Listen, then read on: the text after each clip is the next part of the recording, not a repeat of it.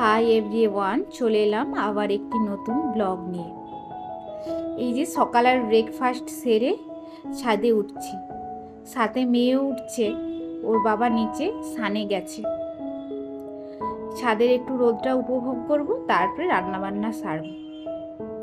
Already গ্যাসে ভাতটা বসিয়ে দিয়ে এসেছি, কারণ আরও তো কাজ আছে, নাহলে আমি লেট করে যাব। এই ছাদে এসে রোদটা উপভোগ করছিলাম এবং রোদটাও খুব মিষ্টি বেরিয়েছে, ওই জন্যই এলাম। যেদিন রোদ বেরোয় না, দেখি মেঘলা রোদ থাকে, আমি ওই দিন ছাদে ভালো উঠি না, কোনো প্রয়োজন ছাড়া বা দরকার ছাড়া।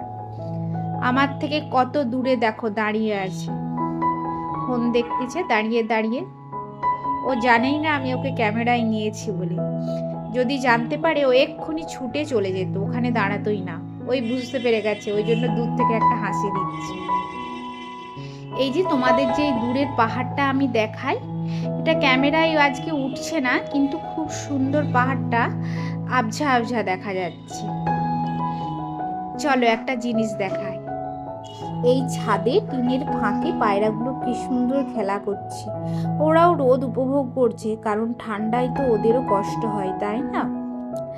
তোমরা জানো, আমরা এই যে সামনের রাস্তাটা দেখতে পাচ্ছ, ওই রাস্তাটা থেকেই টোটো ধরে মার্কেট মানে বিভিন্ন জায়গা যাওয়ার দরকার পড়লে ওখান থেকে আমাদেরকে টোটো ধরতে হয়।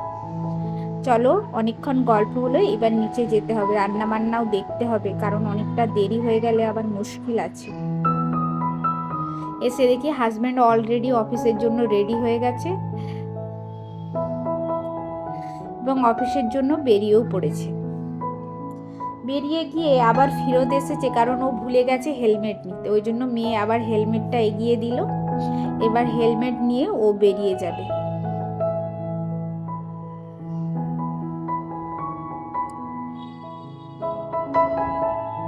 চলো, হাজবেন্ড তো অফিসের দিকে রওনা দিল, আমি এবার রান্না বান্নাগুলো দেখি কি হয়েছে। মাছের মাথাগুলো মাখিয়ে রেখেছি, এটা দিয়ে বাঁধাকপি একটা সবজি করব। আর করব ডিম কষা। ডিমটা অলরেডি এই যে ভাতের সাথে সেদ্ধ চাপিয়ে দিয়েছি। এখানে এসে দেখি একটা আলাদা ধরনেরই প্যাম্পারিং চলছে। দেখলাম সে তার পান্ডাকে প্যাম্পার করছে। চলো আমি আমার কাজ করি।